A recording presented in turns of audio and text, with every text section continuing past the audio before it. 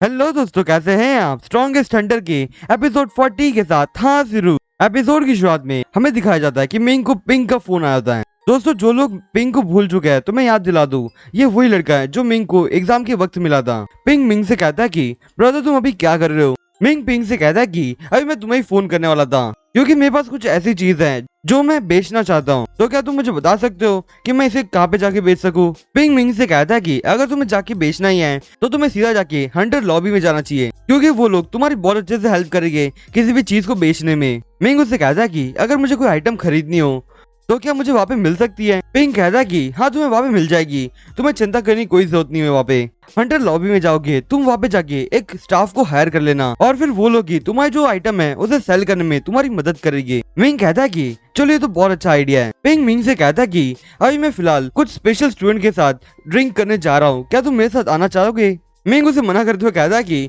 फिलहाल मैं जरा बिजी हूँ, इसके लिए नहीं आ पाऊंगा। पिंग कहता है कि तो ठीक है, अगर तुम्हें कोई प्रॉब्लम हो तो तुम मुझे बता सकते हो क्योंकि मेरे साउथ सिटी के अंदर बहुत ज्यादा कनेक्शंस हैं, मैं तुम्हारी हेल्प आराम से कर पाऊंगा। मिंग उसे थैंक यू करते हुए उसका फोन रख देता है और फिर हमें अगले सीन पे हंटर लॉबी दिखाई जाती है जहाँ पे जो रिसेप्शन पे दो लोग बैठे होते हैं वो लोग आपस में बात करते हुए कहते हैं कि आज बहुत ज्यादा बोर हो रहा है क्योंकि यहाँ पे कोई भी बड़ा कस्टमर आया ही नहीं। और तभी यहाँ पे मिंग आ रहा होता है और वो रिसेप्शन में बैठी लड़की कहती है कि यहाँ पे एक लड़का आ रहा है, शायद वो कुछ ज्यादा अच्छी चीज बेचने के लिए आया हो। और फिर तभी मिंग के पास एक लड़की आती है और वो मिंग से कहती है कि हेलो, मैं क्या आपकी मदद कर सकती हूँ? मिंग उससे कहता है कि आप कौन हो? वो स्टाफ उससे कहते हैं कि मैं इस जगह की हंटर स्टाफ हूँ और मेरा नाम जियान है। जियांग मिंग से कहते हैं कि क्या आप मुझे आपका जो हंटर नंबर है वो बता सकते हो ताकि मैं आपको एकदम अच्छे से हेल्प कर सकूं। मिंग उसे नंबर देता है और जियांग उसको अपने टैब पे टाइप करती है और फिर वो उसका इन्फॉर्मेशन चेक करने लगती है और वो मिंग से कहते हैं कि तुम्हारी इन्फॉर्मेशन के हिसाब से तुम स्टारलाइट हंटर के एकदम पास में पहुंच चुके हो, पर अभी फिलहाल तुमने कुछ मिशन कंप्लीट किए, उसके कारण तुम्हें रिवॉर्ड्स मिले हैं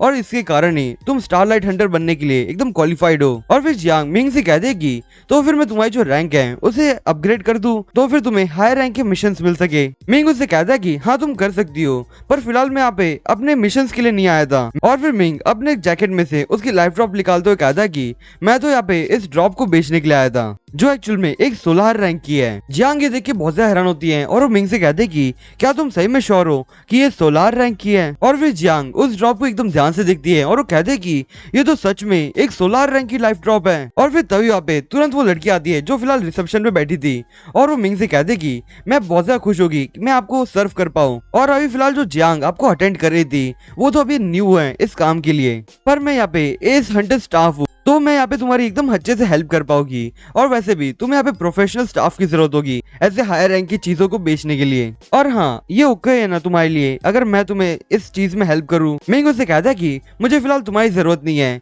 ये जो जियांग है वो ही अच्छे से बेच देगी मेरे लिए। जैसे ये बात वो लड़की सुनती है उसे बहुत सा गुस्सा आता है और वो तुरंत ही वहाँ से जाने लगती है। जियांग मिंग से थैंक यू कहती है और मिंग उससे कहता है कि मैं यहाँ पे ब्लाइंड नहीं हूँ, मैं सब कुछ देख सकता हूँ, मुझे पता है कि यहाँ पे जितने भी जो लोग हैं वो तुम्हारे साथ एकदम अच्छा बिहेव नहीं करते। जियांग मिंग से कहते कि मैं तुम्हारे लिए हायर अप्स के साथ थोड़ी बात करके तुम्हारी जो लाइफ ड्रॉप है उसको ऑक्शन में रखवा देती हूँ और जो तुम्हारी जो ऑक्शन की जो प्राइस होगी वो तुम्हें मिल जाएगी बाद में। क्या तुम्हें ये जो ऑफर है वो चलेगा? मिंग उससे कहता है कि हाँ चलेगा मुझे, पर हाँ मुझे यहाँ पे एक और आइटम खरीदनी है अभी यहाँ पे। जियांग कहते हैं कि आपको कौन सी आइटम खरीदनी है? मिंग कहता है कि मुझे यहाँ पे स्टैंड डस्ट लिक्विड चाहिए। जियांग कहते हैं कि तुम्हें इसके अंदर कितनी प्योरिटी चाहिए? मिंग जरा हैरान होता है और वो कहता है कि ये प्योरिटी क्या होता है? जियांग उससे कहते हैं कि तुम मुझे वीआईपी रूम तक फॉलो करो ताकि मैं तुम्हें एकदम अच्छे से समझा सकूँ ये जो प्योरिटी है वो क्या होता है। और फिर हमें अगले सीन पे वीआईपी रूम का सीन दिखाया जाता है। जियांग मिंग से कहते हैं कि तुम्हारी जो लाइफ ड्रॉप है उसको हमने बिड के लिए रख दिया है और उसकी जो प्राइस होगी वो तुम्हें बाद में मिल जाएगी और तुम्हें उसके अंदर से थोड़ा लोएस्ट अमाउंट मिलने वाला है,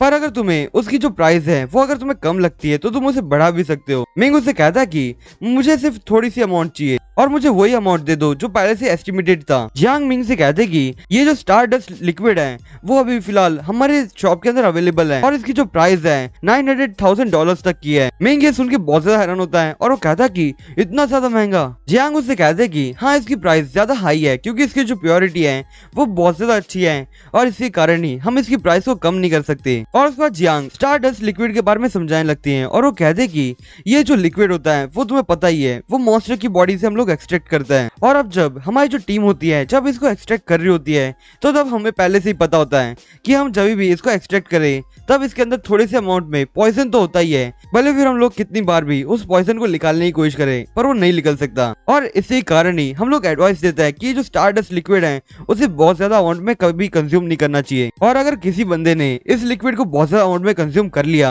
तो फिर उस बंदे की जो बॉडी होती है वो अपने आप ही डैमेज होने लग जाती है। मिंग ये बात सुनकर जरा रोने लगता है और वो अपने मन में कहता है कि ये कितनी ज्यादा महंगी है, मैं तो अभी इसे अफोर्ड करने की भी सोच नहीं सकता। जियांग मिंग को समझाते हुए कहते हैं कि अगर तुम इस पोशन को कंज्यूम कर रहे हो तो तुम्हें इस पोशन के बारे में सब पता होना चाहिए कि ये जो पोशन है उसके अंदर पॉइजन तो है पर इस पॉइजन को रिमूव होने के लिए कुछ साल तक लग जाते हैं। पर हाँ, अगर तुम एकदम हाईएस्ट प्योर लिक्विड को अगर तुम पीते हो तो तुम्हारी जो पॉइजन निकलने की जो लिमिट है वो बहुत जल्दी खत्म हो जाएगी। मिंग जियांग से कहता है कि मैं तुम्हारी बात तो समझ चुका हूँ पर तुम मुझे बता सकती हो अगर इसकी जो प्योरिटी है वो अगर एकदम लोअर हो तो क्या हो सकता है। जियांग मिंग से कहते हैं कि इसकी जो प्राइस है वो तो कम हो जाएगी और उसी के साथ साथ इसकी जो प्योरिटी जो लेवल है वो भी घट जाएगी और इसी कारण ही इसी के लिए तुम्हें 3 से 4 साल भी लग सकता है तुम्हारी बॉडी से पॉइजन निकलने के लिए।